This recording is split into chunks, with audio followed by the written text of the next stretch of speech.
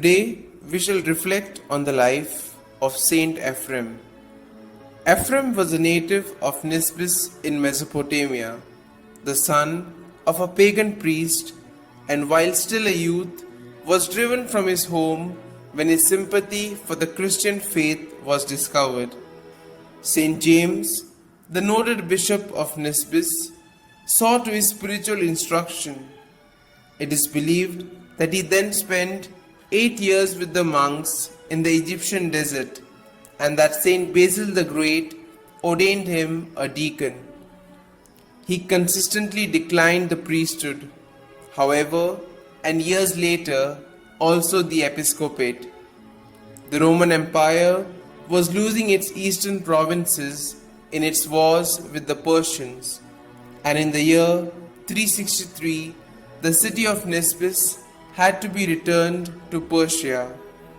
That was a hard blow for the Christian colony, given the fierce persecution of their faith being carried on in all Persian territory. The faithful thus fled the city in great numbers. Ephrem too went and settled in Edessa, the capital of Ocean, where he spent the last 10 years of his life as a hermit and strict ascetic.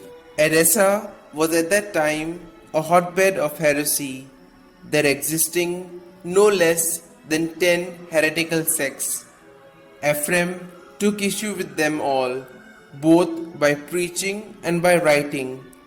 He was apparently one of the chief founders of the famous theological school of the Persians, where Persian masters instructed the refugees from Nisbis.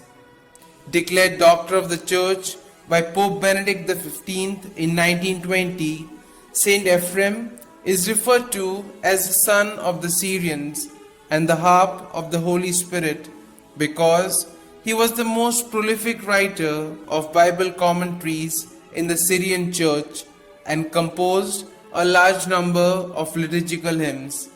The latter were particularly aimed at refuting the errors of the Gnostics, which were being successfully propagated by verse and song.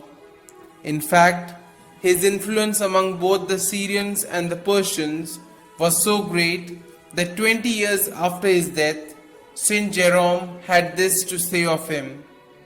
Ephrem, a deacon of the church at Edessa, wrote many works in Syriac and became so famous that in some churches his writings are read out publicly after the sacred scriptures.